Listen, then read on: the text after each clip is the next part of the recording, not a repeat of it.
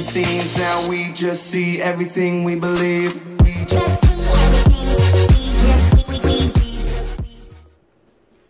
Yo, what's going on, YouTube fam? This is your boy J Money here, and here I am bringing you something new. I was going to do some test hands for windups, but I figured, you know what? I feel like this is a little bit more important. We're going to go ahead and discuss this topic at hand, which would be just 10 things you can do, 10 tips, 10 ways, whatever you want to call it, to just get better at Yu-Gi-Oh! Get better at the game. These are things that I've done that personally have worked for me. And can work. I know it can definitely work for you guys, especially for a lot of you guys that watch my channel. Those of you who do watch my channel are probably rogue players just like me, just like I am. So this is what's really helped me last year in 2018 when I really became just a much better player overall. And so, you know, I really sat down and thought about this stuff. So I hope you guys enjoy top 10 ways getting better at Yu-Gi-Oh! So with that being said, let's go ahead and get started. Alright guys, starting off with number 1, play a meta deck. I mean, that sounds pretty bad, I know. However, when you play a meta deck, you get a whole new understanding of said meta deck. You get to see why things are meta. And, you know, overall you just get to learn the little micro interactions that you may not have known playing, you know, if you were just playing against it. You only have a surface level analysis or surface level knowledge of the deck. So if you pick up a meta deck and play, you get a much better understanding of it. Not to mention, you can pick up some things regarding playing those meta decks that you can also, in turn, apply to your rogue deck. If you want, you know, should you so choose to go back to said rogue. So, number 1, playing a meta deck. It's probably on a lot of people's lists. Number 2, play a rogue deck. Now, for those of you that would love to just play meta all day, every day, it's fine. But, you know, honestly, me, I've gotten so much better playing rogue decks than I ever have playing meta. But playing a rogue deck has its perks as well. You know, rogue decks are rogue for a reason. Don't get it twisted. However, there's something that you learn from playing rogue decks. You know, when you're playing under certain limitations, when you're playing something that's not as good, you have bigger obstacles to overcome. When you're playing a meta deck, you don't really have to, you know, put too much effort into it to win against other rogue decks, but you do have to put some effort to win against other meta decks. But when you're playing a rogue deck, you not only have to put a lot of effort and thought into playing against other rogue decks or meta decks, but you also have to put that same amount of thought and effort against other rogue decks as well. You know, so it really puts your brain to work. It puts your brain to work, and it challenges you. It challenges you a lot more, thus contributing to your growth as a player a lot faster, in my personal opinion. Again, everybody's different, so, you know, this may not apply to you. So, but from my personal experience, I know playing rogue decks, I've really learned a lot, especially when you play under limitations and things. When you learn, you know, hey, you know, not, you know, this deck's rogue for a reason, so, you know, what do I need to do to overcome these bigger obstacles, things like that. It really helps come in handy as a better player. You know, just give it a try. Alright guys, number 3, play a new deck. Now, there are some players that will only play one deck and has played the same deck for years upon years upon years. When you play the same deck over and over again for a certain amount of years, yeah, you're a master at playing it, but you know, you're closed off to all different other kinds of play styles and other things, and it just kind of puts you into this like rut, you know. So, you know, this guy right here may be an excellent Dragoonity player, but if you play it for too many years and you start to go to other decks, you're too used to a Dragoonity type playstyle, you're too used to certain types of playstyles that that only Dragoonities resemble. So when you are looking to go to other decks, you kind of find, you know, it a bit of a struggle, if that makes any sense. So, you know, things like that, it's very important to just play different decks from time to time, to get, to keep yourself fresh on different playstyles, how they work, and again, you could also find some ideas regarding your deck, of your deck of choice. So that's something worth considering. All right. Number 4, stick to a deck. Now, although playing a new deck can, get you a broad range of different play styles and interactions and things like that, there are some people that, will just continuously play a new deck after a new deck after a new deck, and you're not really generally too good at one thing, because you don't give yourself the time to really figure a deck out. And I'm going to go and reference, like, let's say Smash. There's probably a lot of people, including myself, that play Smash, and a lot of people know the importance of having a main in Smash. Now, if you just play every single character in Smash, and one's not better than the other, you have a surface level analysis and surface level knowledge with said characters, but it's not until you play a specific character for a certain amount of time to where you really start getting the nitty-gritty micro interactions of said character. Same things with, applies to a Yu-Gi-Oh deck.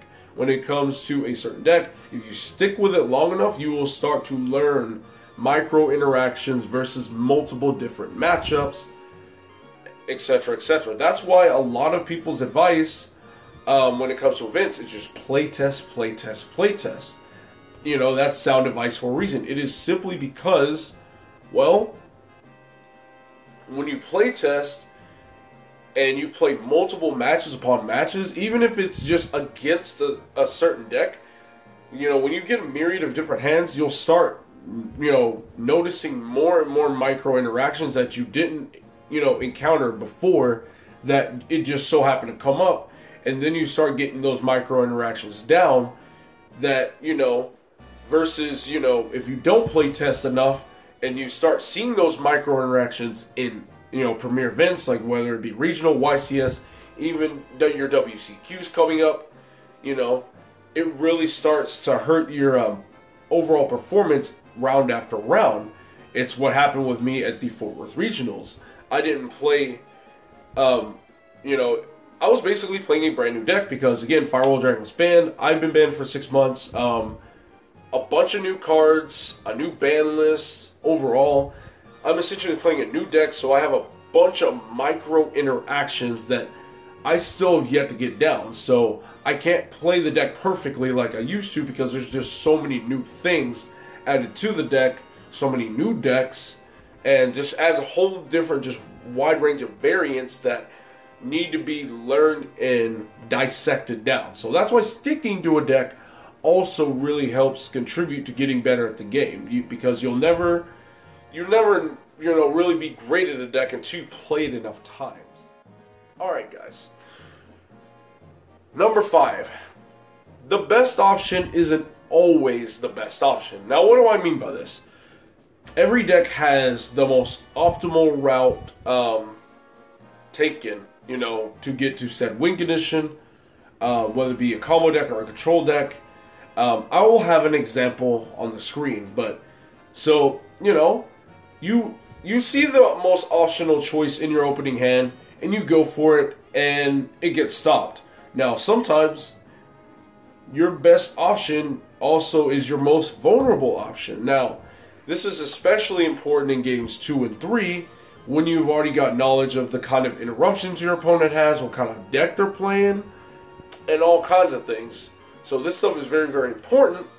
So, knowing this, you can see other options in your hand that may not be the best, but, if interrupted, leaves you in a pretty good spot. You're not in a good spot, but it doesn't leave you in as vulnerable a spot as you would had you went that, the most just viable option. Sometimes the best option ain't always the best, because sometimes it leaves you the most vulnerable, even though it, pays you back for the most, whether it be card advantage or whatnot, you name it. Number 6, study your opponent. A lot of low to mid-level players still fail to do this. Some still struggle to do this. Studying your opponent is very, very important. You know, knowing your deck inside and out isn't always enough. Remember, half of this game is mind games. So when you are playing game one, when I play a game one versus an opponent, I study my opponent. That's what I spend game one doing. I study them, figure out, you know, their tendencies, you know, try to figure out their habits and stuff. So at my forward regional, I believe this is round 4. One of my opponents, I noticed, had a habit of stopping my lead, the World Chalice Fairy. He did it game 1 and game 2. He was very, very consistent on this. So, you know, knowing this, going into game 3, with that kind of knowledge, okay, he's used to stopping this particular card right here. So knowing this, you can use your opponent's habit to your advantage, and you can use your opponent's habits and their tendencies, whatever, to proceed to get the upper hand and potentially punish your opponent for set habits. Sometimes, and if you are a person that has certain habits or is used to stopping certain cards, and your opponent's starting to figure that out, sometimes it's good to switch things up a little bit. That's always a good idea. Switch things up, keep your opponent guessing, because if your opponent just has you figured out and they know exactly what you're going to do, then it's very easy for them to play around what you have. Hence what I do all the time. Alright guys, number 7 is very, very important, but learn to play second. Learn to break boards. That is a very, very important one. You know, this is what I learned to do back in 2018. Hand traps do only so much. Sometimes your opponent can still make a board. Case in point, Danger Thunder Dragon. They can easily put out a board. You hand trap them twice, and they can still put up Celestial Spheres, a Hot Red Abyss, and then a Colossus. They can still do that. Meanwhile, you're out 2 cards out of your hand. They probably ripped some cards out of your hand in the process, so you're probably in an even worse predicament. Learning to play second sometimes is just really, really beneficial. How many times have you drawn a hand trap for turn after your opponent's already comboed off? We can all say it's happened to us, you know?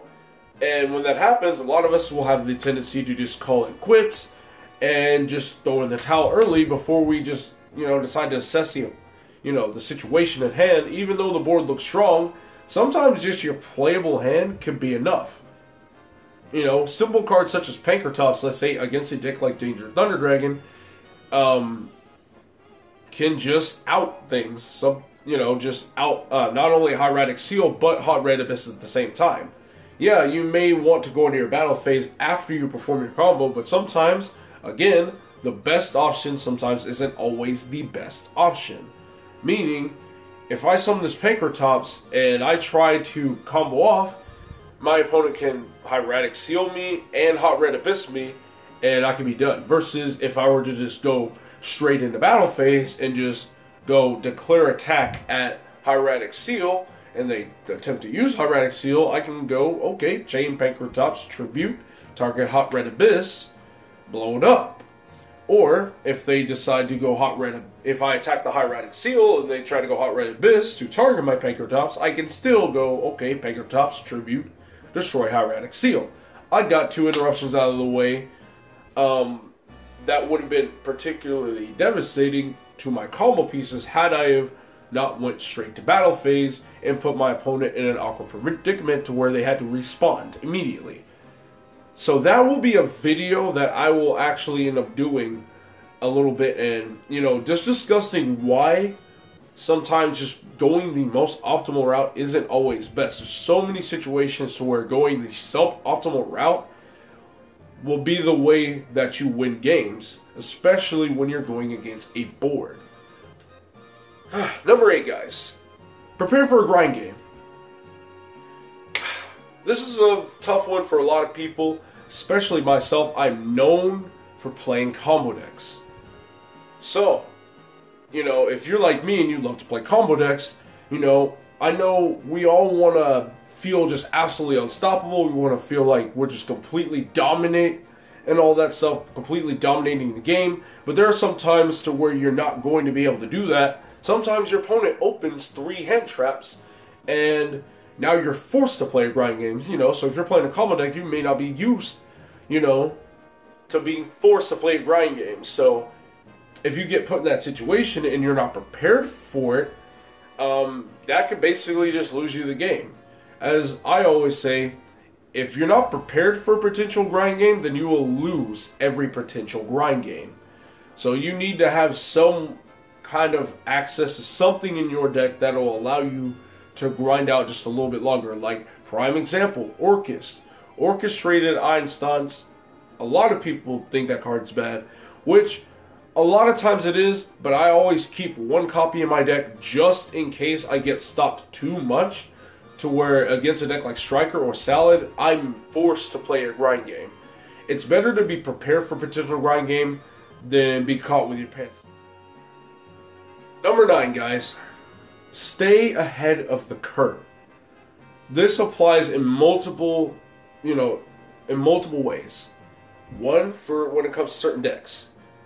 You see certain decks and archetypes being revealed, and take the time to look at those archetypes. Take the time to just really break them down and see what kind of interactions they can potentially have with other archetypes, with other engines, with other older cards, because older cards always come back when it comes to new decks, because some new deck will always come out that has just some crazy interactions with older cards. Look at that stuff, guys. Pay attention to what's going on in the future so you can be ready, when the time comes, so you're not unprepared. And finally, number 10, always grow your mindset as a player. You always want to evolve your mindset in a lot of other different ways. This affects your deck building and affects your play style and things like that. I think I said this a year ago, just down to the cards people play, I can tell if you have the mindset of I'm trying to win versus I'm trying not to lose. Now, some people may think that's the same thing, but there is a difference between the two. There really is. But when I got introduced to Triff Gaming back way in February of 2018, there's things he said where, people ask him, why aren't you playing Ash Blossom, why aren't you playing this hand trap, and he says, well, it's a brick, because I'm playing a combo deck. I want combo pieces. That's all I want. If it's not a combo piece, it's a brick. That hand trap could have been an additional combo piece I needed to keep on pushing. That could have been the extra thing needed to push through and succeed. When I play certain things like these hand traps or whatever, yeah, like he said, he said your opponent doesn't play, but you don't either. So, I took, the things he said and I applied it to my decks, Chalice decks, combos decks, and I just saw instantly better, results because I changed my mindset on how I played my deck. I just cut all the BS and just went full aggro, no defense. Even the go second cards were more aggressive, evenly matched, clears cards. Kaiju wipes certain threats off the board so you can keep going. Even those going second cards were better for me because they were more aggressive and they were proactive in what my deck wants to do, because my deck is a proactive deck. I want to play as many proactive cards as possible. Alright, so guys, that is it for my list. Let me know what you guys think down in the comments below. Is there some advice that, if there's some advice that is pretty good that I may have missed, feel free to throw it down in the comments below. So with that being said, guys, thank you so much for watching. This is J Money, and I am signing out.